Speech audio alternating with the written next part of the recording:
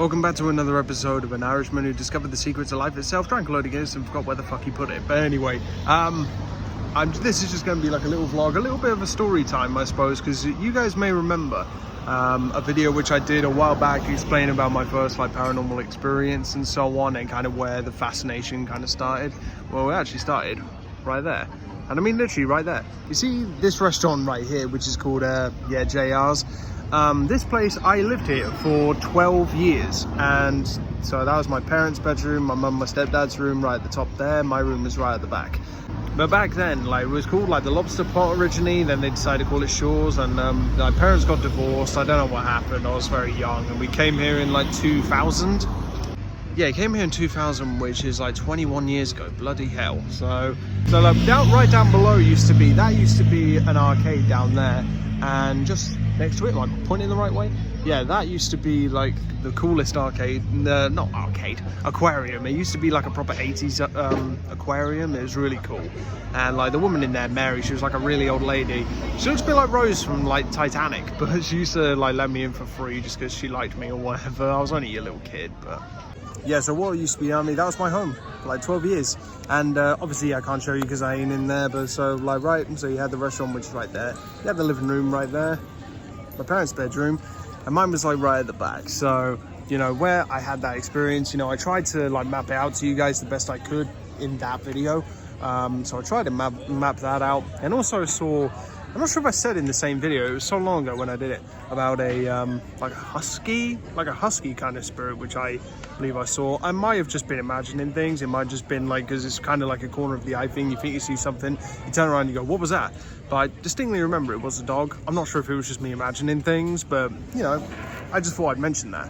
So yeah, that's kind of where the intrigue kind of started back in that place. And things move on. Mum and my stepdad wanted to sell the business. They wanted to sell the business because they were just getting a bit knackered with it, because they were working nearly 7 days a week. So I never really got to see them much. You never got to hang out with them much, apart from when we went on holidays, or in the evenings. They were working so much just to provide for me, and so on, and just to make a life. So eventually they could save as much money as they could so they can get out of the business, and then they can move on to owning that antique shop, which they did. But then, they decided they wanted to move on from that, but they're back home now and everything, and home's home. So yeah, it's unusual coming back to this place. It's very very strange. I feel coming here, I feel a little bit like an alien. I don't, just because I'm not from here, and yeah, I lived here for so long, but it never felt like home. So yeah, that's my old place where I used to live. But if you're coming down here for a holiday, it's a really nice place, especially Brixton. It's yeah, really cool place. I'm hoping to come back here to do some spirit box sessions. The closest I've ever gone is the Churston Court Inn, which I did post that investigation a while back with me and Dee. So I'm hoping that there's the old war bunkers, which are kind of just round by where round by the woods is, where Churston Cove is. I don't know why I'm talking as if you guys know this. You probably don't.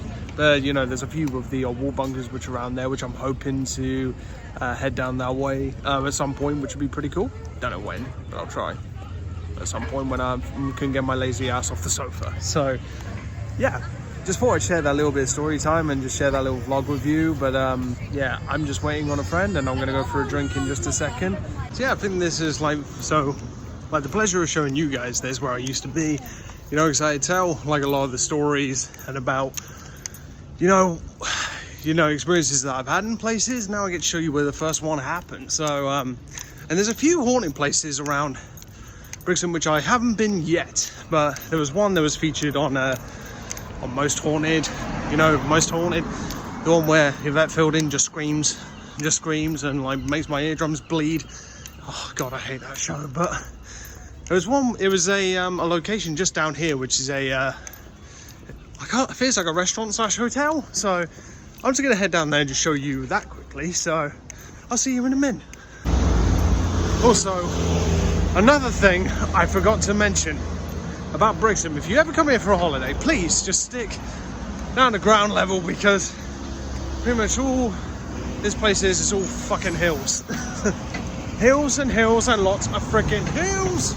And as we round the corner, there we go. If some of you used to watch Most Haunted back in the day, if you don't know what Most Haunted is, it was a show that was on Here in the UK, absolutely rubbish, you know, just your vet fielding, just ugh. But yeah, this is one of the places which they investigated, and I've heard a lot more stories about this place, even from other paranormal investigators, which I hope to like come here. So this is another place which I want to check off the bucket list, since I lived here for 12 years, but never actually, but the city boy here never actually went in this place. I've never actually been in this place, even the whole time I was living here, I'd never been here. So yeah, just interesting things to show you. You know, this place does, even though it's quite small, Brixham is really small, it does have a lot of history, especially, I believe, haunted history as well. And I'm hoping to explore a bunch of places. There's only like really two, so there's the theatre and there's this one. So I'm hoping that eventually I'll be able to get you guys in there. I don't know when, but then we'll just see what happens.